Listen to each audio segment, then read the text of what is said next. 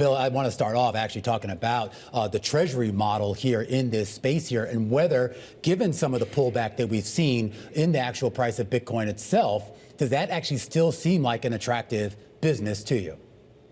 Well, the last time you asked me that question a few months ago, I gave you an answer, and the answer has not changed. Okay. I never liked those investments. I never understood why someone would want to hold the crypto in a vehicle that we all know when you have these AUM-based vehicles, they generally wind up trading below their net asset value.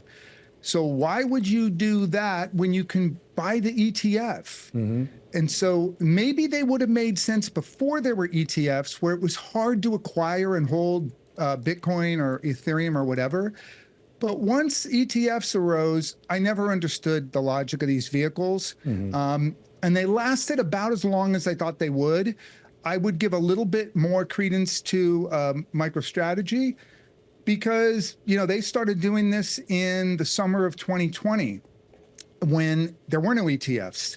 And so, but at this point, I would expect strategy to trade far more closely to the holding value of the market value of their Bitcoin, and maybe at a slight discount, because we usually see that with trapped AUM. And I mean, we've already seen some players in this space kind of hobbled, if you will. Gemini today, everyone's talking about down on its knees. But with regards to MicroStrategy, I mean, Saylor has made the argument, and we just heard from Mark Palmer making the argument, that the structure of the leverage that they took on, not to mention the fact that they were one of the early adopters here, so at least on a price basis, they have a little bit more runway. Do you buy the idea here that there is some semblance of protection there, assuming Bitcoin doesn't crater to 20,000 or something?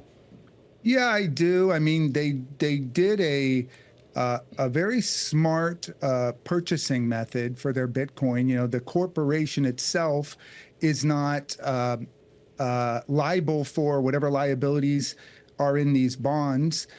They are backed ultimately and collateralized against the Bitcoin. So if they can't make a payment, they can surrender the Bitcoin. I think that was the right way to do it. But now, as I know a lot of people have talked about, for more funding, what do? Do they sell their Bitcoin holdings to get liquidity to pay off those bond payments, or do they sell equity? And obviously the markets don't like that, because you've got dilution. So I don't know which choice they're going to make. They're both bad choices. They're not great. But my concern was always with a very large holder like MicroStrategy, 3% of all outstanding Bitcoin MicroStrategy holds, that if they were ever in a situation where they needed to sell, it would put a significant damper on the price of Bitcoin. Yeah, I mean, it's sort of fun to think about the hypothetical that if strategy sold, what would that mean for sentiment, especially at a time such as this? But let's talk about the DAT landscape overall, because we were just having this conversation with Mark Palmer. He makes the point, even though he's still bullish on strategy, that you don't need all the DATs that are out there right now. He would expect to see consolidation. Do you expect to see consolidation, or would you expect some of these DATs to just, close up? Whatever consolidation means, I'll take it to mean there'll be fewer of them tomorrow than there are today. Yeah, I'd expect that. There's not a compelling need. I heard many pitches of these things, and my question was always, why should I hold your stock with all of the idiosyncratic risks that your stock has versus owning the native crypto itself? What is that? And the only thing I ever heard was, well, we can stake it for you. But I can stake it myself, right? So it seemed like a lazy way to go about holding or buying this stuff. And I never thought it was going to be a long-term sort of investment opportunity for people. Maybe buy a miner if you were interested in that. Those have their problems too, but at least there's value add that the miners have, right? Hopefully they're mining at a cheaper price than what the price and then spot price of the crypto that they're getting, right? That would be a reason to do it. We have 30 seconds with you. I know you're no longer at Tether, but I have to ask, what do you make of their recent strategy to buy gold in size? In some ways, it feels like we've introduced a new central bank into the market.